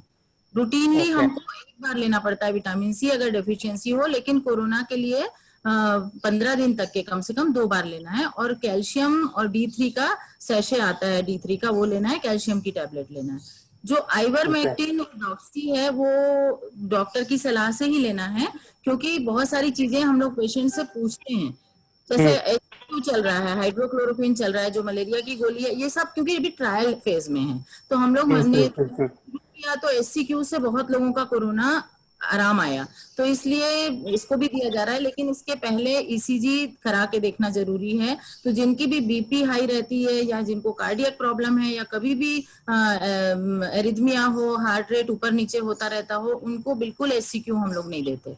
तो इस तरह से बहुत सी चीजें, हर मेडिसिन का अलग अलग कॉन्ट्रा इंडिकेशन होता है, डिपेंडिंग अपॉन द पेशेंट की उसको क्या है आगे वाले को। तो उस तरह से एनालिसिस करके ही दवाई देते हैं। इसलिए अपने मन से, इवन अभी गवर्नमेंट ने एक शुरू किया है SCQ और 7 गोलियों का वो पैकेट है, वो एक उनकी ओर से एक बहुत सराहनीय प्रयास है कि जैसे ही कोरोना पॉजिटिव हो रहे हैं लोग, उनके घरों में बंडल पहुंच जा रहा है दवाई का। लेकिन उसमें जो SCQ दिया जा रहा है वो थोड़ा रिस्की मेडिसिन इसलिए है कि जब तक ECG नहीं करते हैं आपको नहीं मालूम, और कोरोना के टाइम में आप करने भी नहीं जा सकते किसी का ECG जब तक कोई दिक्कत ना हो, तो इसलिए ECG मालूम नहीं है, तो उसको इतने बिंदास तरीके से नहीं दे सकते हैं जैसा दिया जा रहा है। बाकी मेडिसिन सपोर्टिव पूरे दे सकते हैं।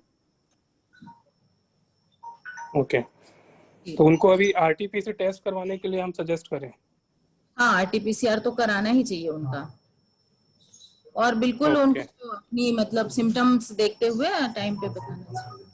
और बाकी आपको लगे तो आप जी शायद समय का बंधन होगा अगर, तो आप मेरे को अलग से पूछ सकते हैं, लेकिन इंडिविजुअल पेशेंट के बारे में आप हैं तो हमेशा पूछ सकते हैं आप। Okay ma'am, thank you very much. Ravi mute खोलो, तुम्हारा म्यूट है। करण गुप्ता जो हमारे टेक्निकल हेड है वो कुछ क्वेश्चन पूछना चाह रहे हैं। करण प्लीज पूछिए। मैम, जैसे अगर कोई कोविड पॉजिटिव है और बाद में जैसे हम रिकवरी के टाइम की बात करते हैं, अगर उनकी मेडिकेशन वगैरह सब चल रही है प्रॉपर, तो अभी ऐसा लग रहा है कि उनके सिम्टम्स कम दिख रहे हैं, कोई हैवी सिम्टम्स ऐसे दिख नहीं रहे, और ऑक्सीजन लेवल भी जो अपन चेक कर रहे हैं वो भी नॉर्मल दिख रहे हैं। इसके अलावा हमें क्या क्या चीज़ें देखनी चाहिए ताकि हमें पता चले कि हाँ अभी ठीक होते जा रहे हैं, क्योंकि ऐसे फ्रंट पेज में तो हम दिख नहीं सकते, आप पता नहीं कर सकते, तो हमारे साइड से कोई मिस्टेक ना हो।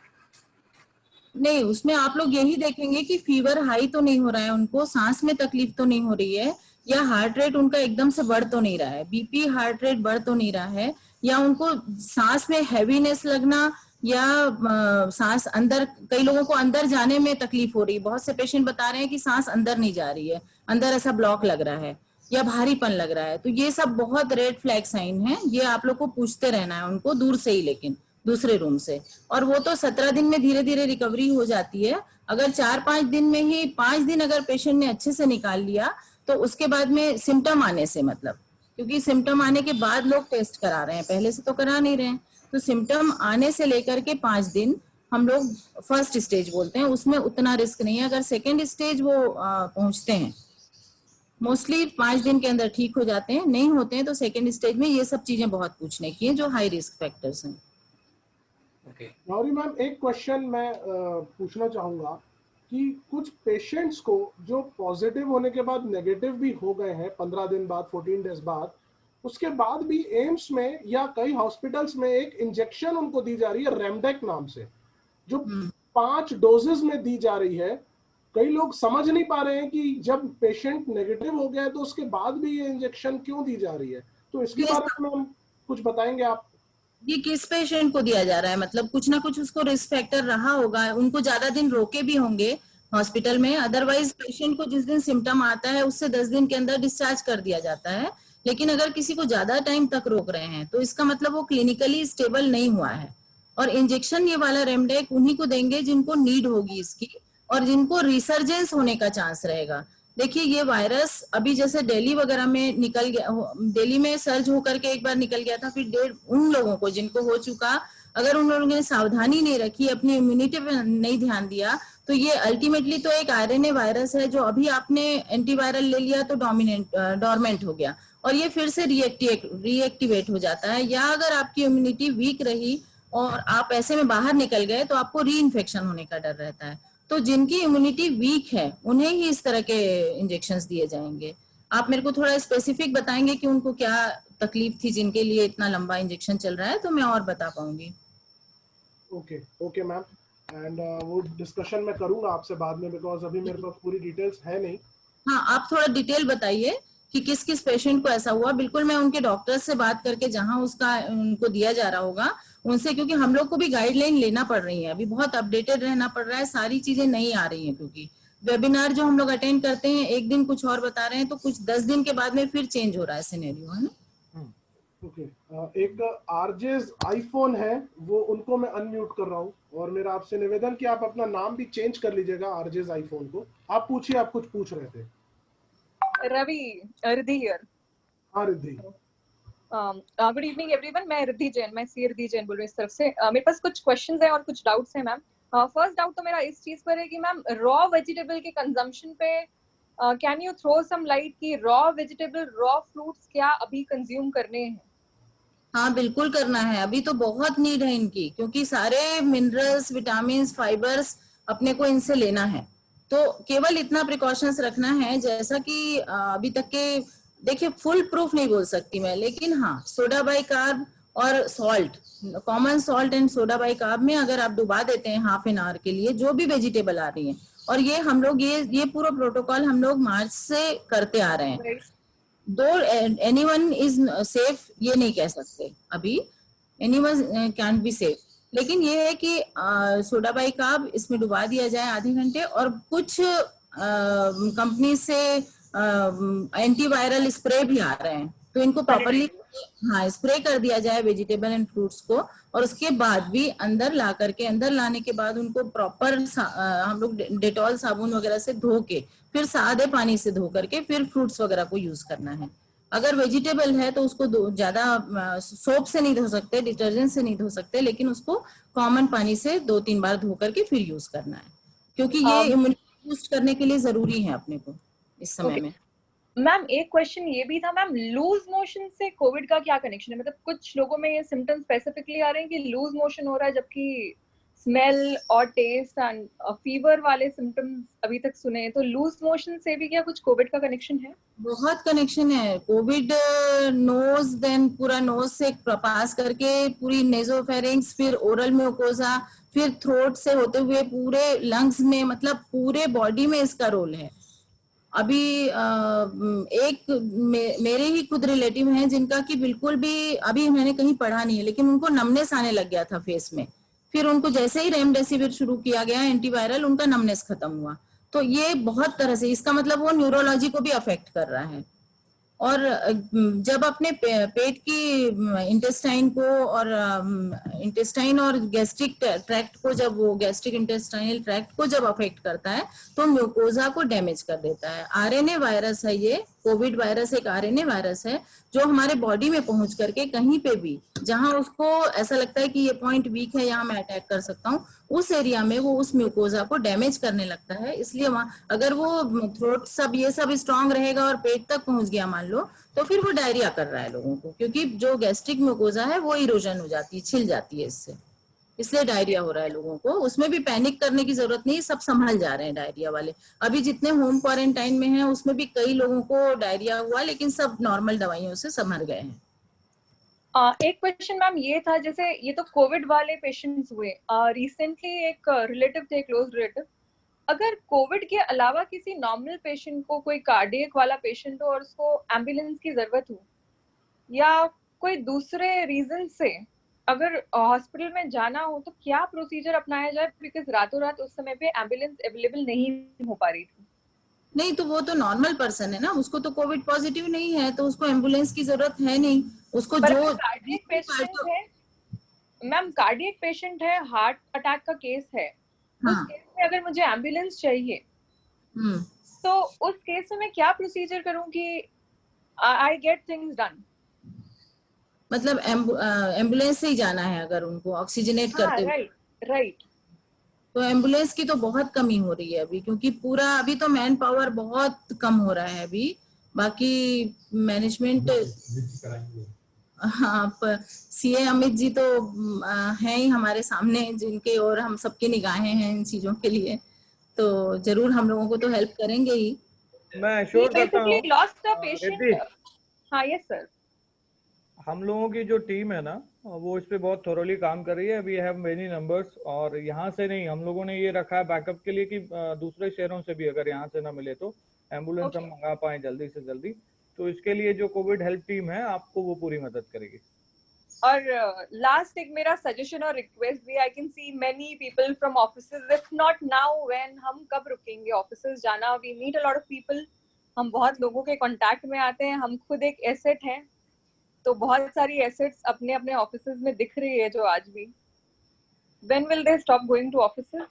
At least till 10th of October, जो आज तक की डेडलाइन जो अब तक सुनाई दे रही, मुझे लगा था 20th सितंबर तक कुछ कंट्रोल आएगा, then it's 10th October। CG already बहुत हाई रिस्क पे है, तो इंडिविजुअली या फिर फ्रेटर्निटी से कुछ ना कुछ आदेश टाइप का कुछ जारी हो जाए।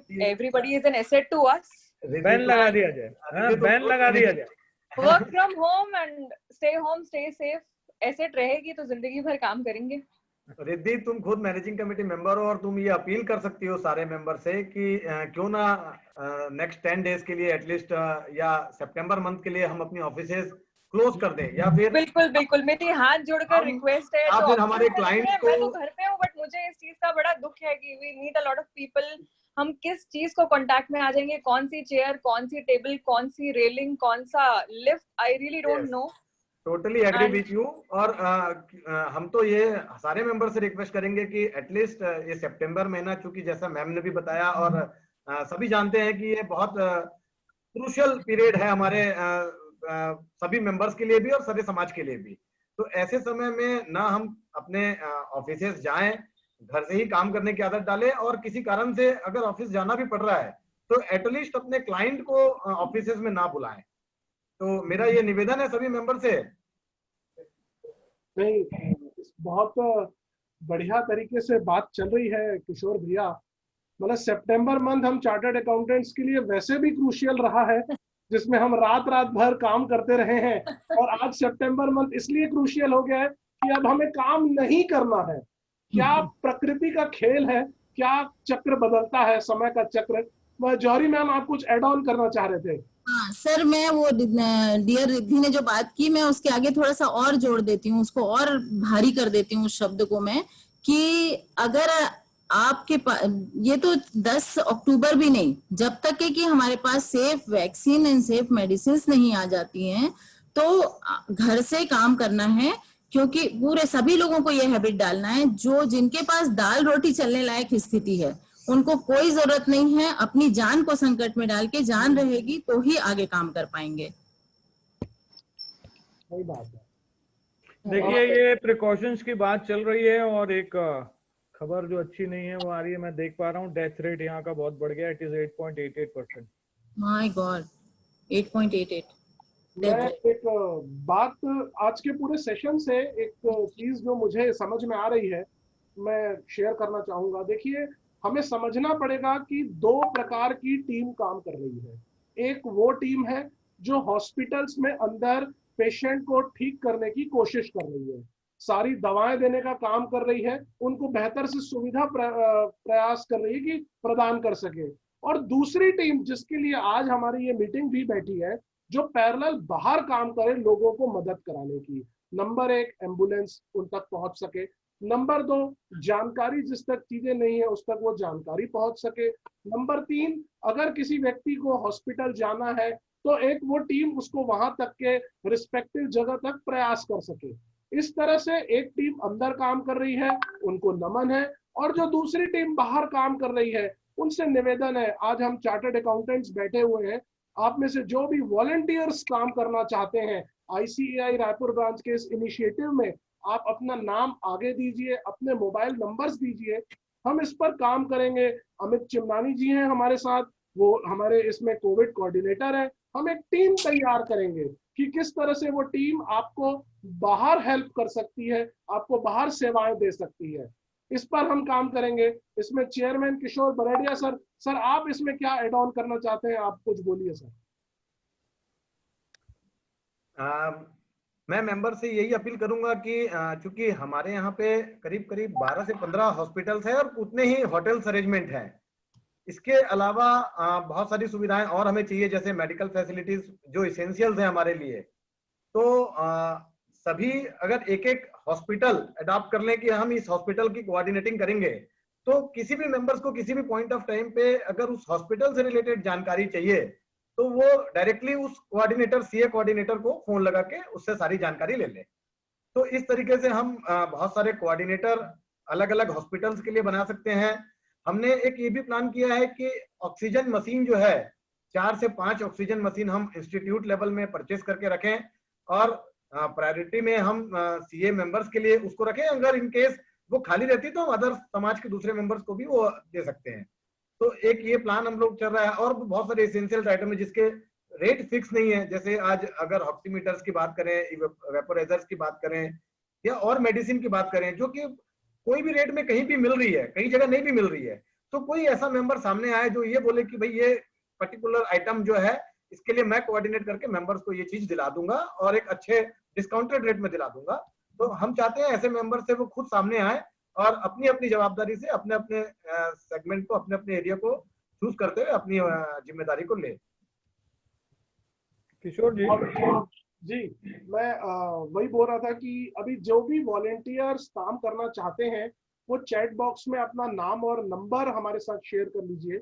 हम एक लिस्ट बनाएंगे, हम एक पूरे उसमें किस तरह से गाइडलाइन रहेगी, उनका एक व्हाट्सएप ग्रुप हमारा एक सेपरेट बनेगा, एक तो ग्रुप बन ही चुका है, तो ताकि हम किस किस तरह से किस एक्टिविटी में काम करना चाहते रहेंगे वो हम अच्छे तरीके से आपस में कम्युनिकेट करेंगे, तो जिसको हम सारे मेंबर्स और फ्रेटर्निटी के बीच में रखेंगे। अमित जी आप कुछ कह रहे थे, शायद मैं रोक रहा था। हाँ ये जो भी वॉलंटियर्स काम करना चाहते हैं, we will have a separate session of 10 to 15 minutes.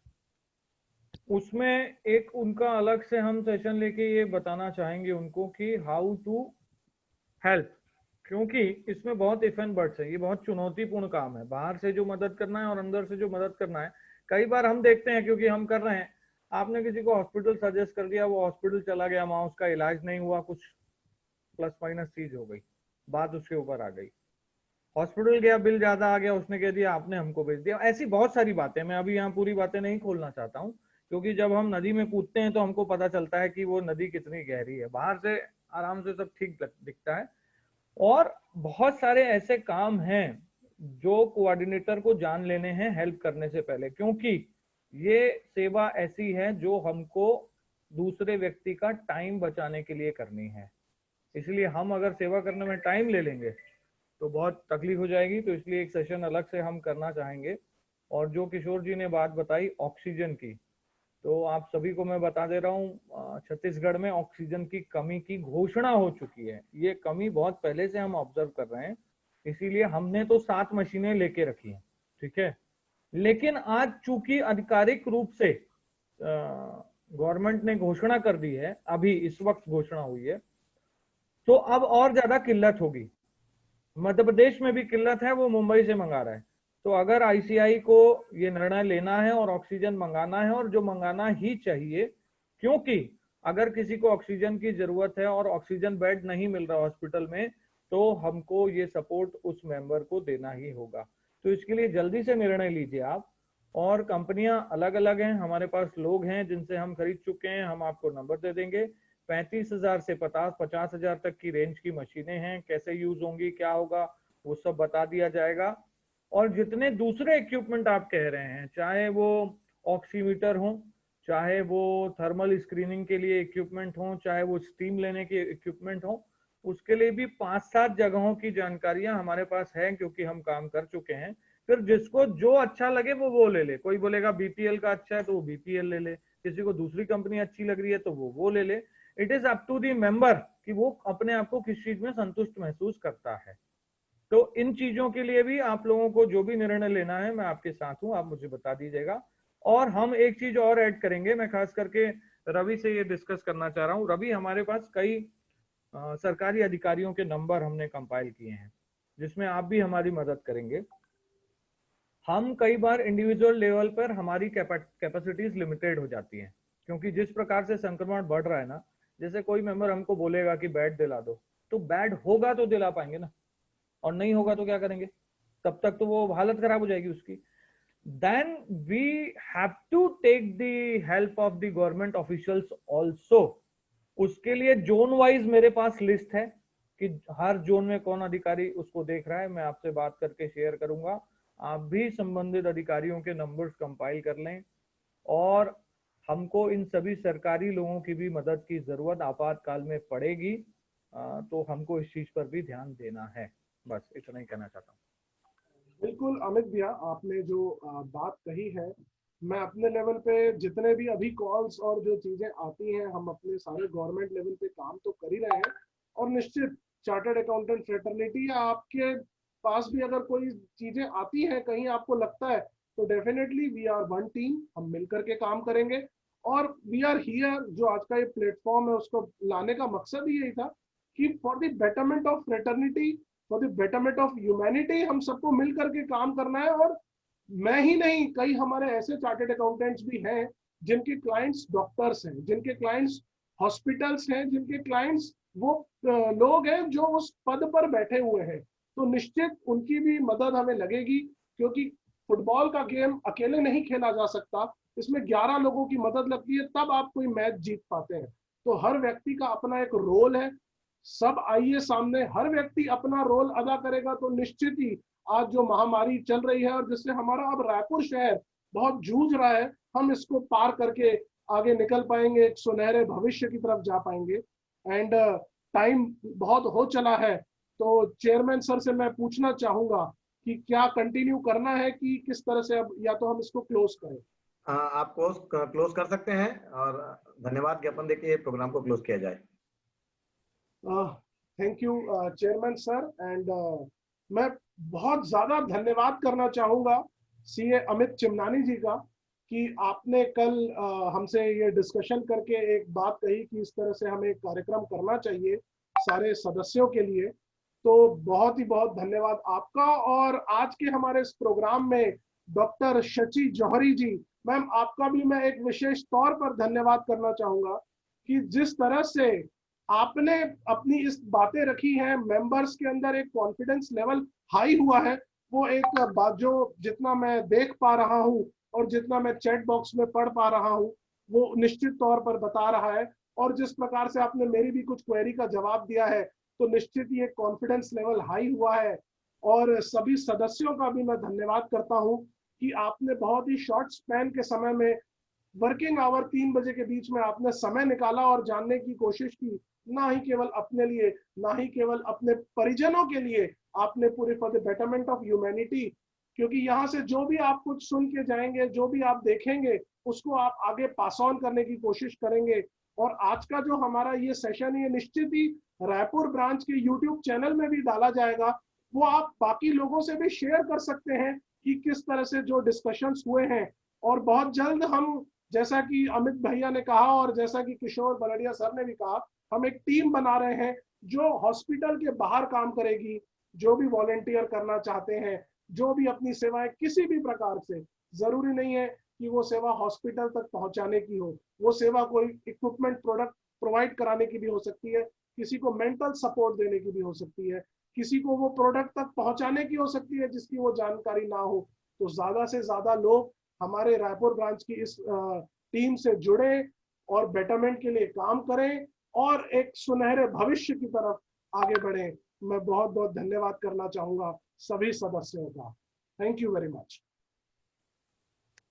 चलिए, बहुत बहुत शुक्रिया। सभी स्वस्थ रहें, सेफ रहें। Take care everyone. Doshi sir प्रणाम। पैनिक छोड़ना है एंड प्रिकॉशंस करना है, बस 2 P का खेल है।